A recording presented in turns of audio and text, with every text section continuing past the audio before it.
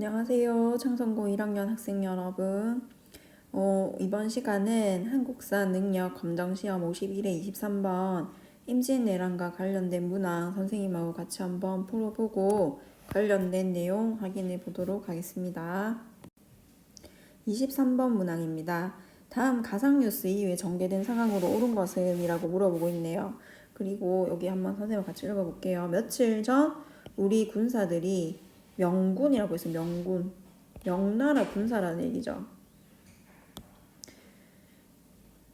명군과 연합해서 일본군으로부터 평양선을 탈환했다라고 했습니다. 그 다음에 큰 제목이 여기 보면 조명연합군, 조선과 명나라의 연합군이 평양성을 탈환한다라고 돼 있고, 일본이 가지고 있었던 평양성을 우리가 탈환한 거잖아요. 그래서 승리는 분류했던 전세를 역전시킨 계기가 될 것으로 보입니다 라고 돼 있습니다. 일본과 큰 전쟁이 있었던 거는 근대에 말고 이 중세까지는 조선시대에 무슨 전쟁이 있습니까? 맞습니다. 임진왜란이죠. 임진왜란은 일본이 침략에 들어와서 단기간에 우리가 한성까지 함락이 되고 난 뒤에 명나라 군이 도와주러 와서 조명연합군이 결성돼서 평양성 탈환하는 그런 과정으로 전개가 되죠. 관련된 내용, 그러면 이 이후에 전개된 상황을 물어보고 있네요. 조명연합군 평양성 탈환 이후를 물어보는 거죠. 그래서 이순신이 명량에서 대승을 거두었다. 이거는 이제 임진왜란과 관련된 상황이 맞으니까 우선 체크해두고, 최무선이 진포에서 왜구를 격퇴하였다. 여러분, 최무선이 진포에서 왜구 격퇴한 거는 언젠가요? 고려말 5왕 때죠. 5왕 때. 그 다음 신립이 탕금대에서 배수의 진을 치고 싸웠다. 신립이 탕금대에서 싸운 거 역시 임진왜란과 관련된 내용이 많습니다. 근데 이거는 임진왜란 초반이에요. 초반.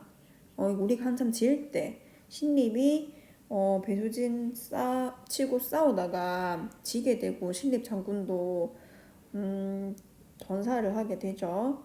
그 다음 김종서가 육진을 개척하여 영토를 확장하였다. 이것도 역시 임진왜란 때 상황이 아니라 세종이죠. 세종. 사군 육진 개척 기억나죠 여러분? 그 다음에 배중손이라는 사람이 삼별초를 이끌고 진도에서 항전하였다. 이거는 어느 상황과 관련된 건가요? 고려 몽고 항쟁이죠. 삼별초의 몽고 항쟁. 그래서 지금 임진왜란과 관련된 선지는 여기 보는 것처럼 1번하고 3번인데, 이 1번은 이 이후가 아니라 이전으로 들어가야 되는 사건이고, 정답은 1번이겠네요. 이순신이 명량에서 대승을 거두었다. 이게 정답이 되겠죠. 그러면 우리 임진왜란과 관련된 내용 한번 정리 한번 해보고 넘어가도록 하겠습니다.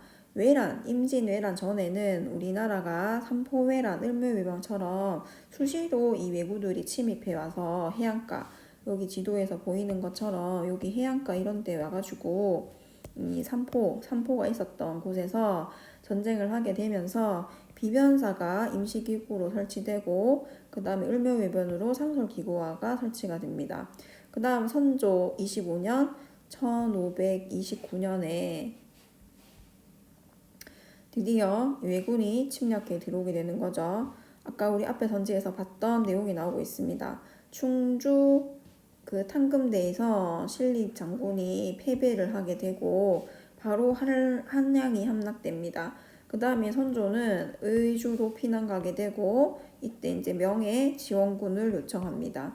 일본이 평양성을 점령하고 나서, 요게 우리 앞에 선지에서 제시된 그 지문의 내용이었죠. 그 외에 각제후 조연, 의병장과 수군들이 활약하게 되고, 조명 연합군이 평양성을 탈환하게 되면서 휴전 협상이 이루어지게 됩니다. 이 휴전하고 있는 동안에 우리나라에는 훈련 도감을 설치한다든지 그 다음에 명나라랑 일본이 협상을 한다든지 그런 게 있었겠죠.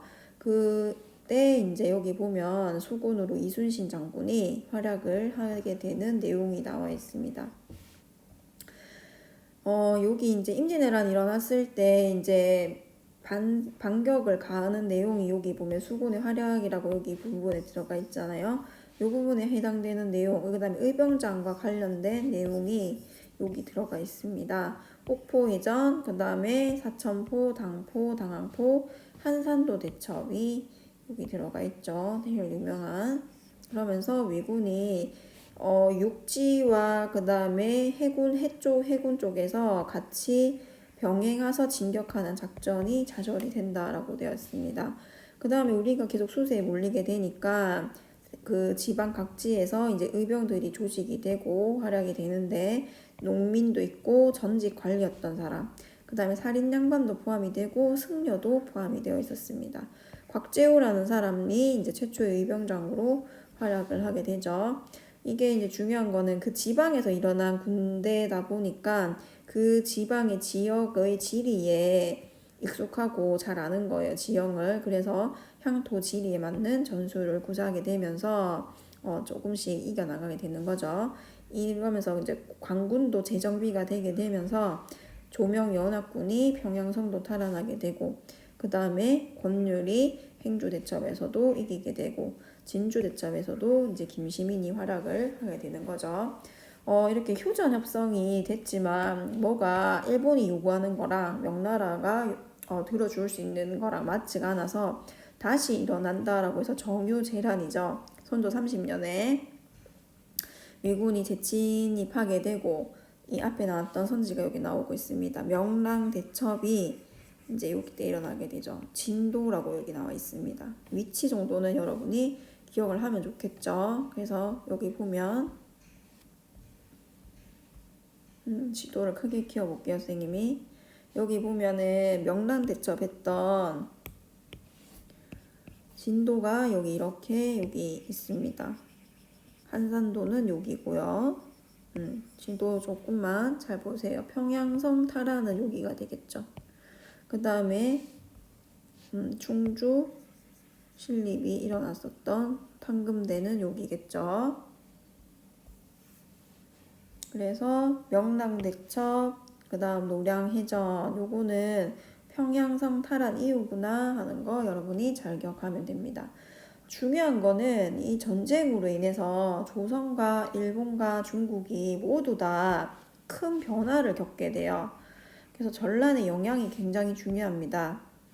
조선은 당연히 이 우리 한반도에서 전쟁이 일어났기 때문에 인구가 감소하게 되고 전쟁을 하기 위해서 많은 돈을 쓰게 되고 그 다음에 농사를 지을 수가 없는 상황이 되니까 땅은 황폐화되고 세금을 거둘 수가 없게 되는 거예요.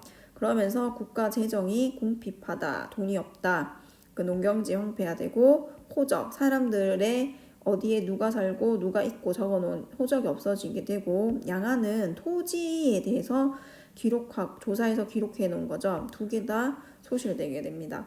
그 다음 수많은 문화재들이 이때 다 소실이 되게 되죠. 특히 사고 같은 경우에는 실록을 보관하던 곳이죠. 그러면서 이 사고가 4개 사고 중에서 전주 사고의 실록만 남아 있었던 거죠. 그게 천만다행이죠. 그거를 다시 뒤에 재편찬하게 됩니다.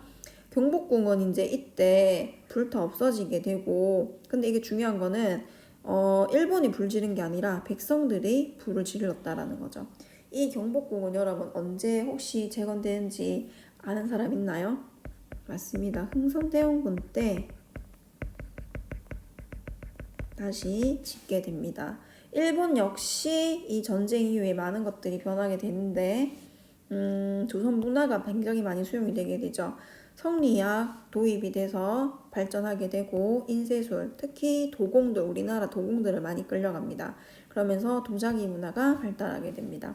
중국은 우리나라 도와주러 왔었잖아요. 명나라 군대가. 그리고 나서 명이 굉장히 많이 쇠퇴를 하게 되고 이 명나라가 쇠퇴한 틈을 타서 여진족이 성장하면서 후금을 건설하게 됩니다.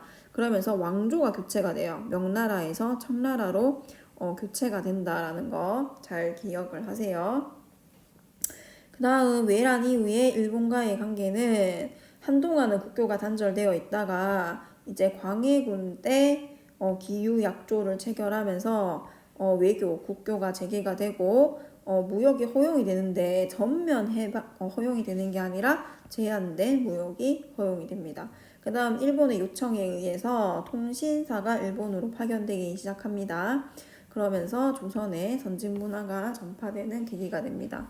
굉장히 백성들에게 고통스러웠던 이 전쟁이라는 것들이 각각 어떤 영향들을 미쳤는지, 그 다음에 이후에 정세는 어떤 식으로 변하게 되는지 그런 것들 잘 정리를 하게 되고, 여기 지금 나와 있는 내용은 내란 내용 중에서 굉장히 핵심되는 내용들만 정리가 된 거니까 꼭 한번 정리해서 잘 기억할 수 있도록 합니다. 오늘은 여기까지 하도록 하겠습니다. 수고했습니다.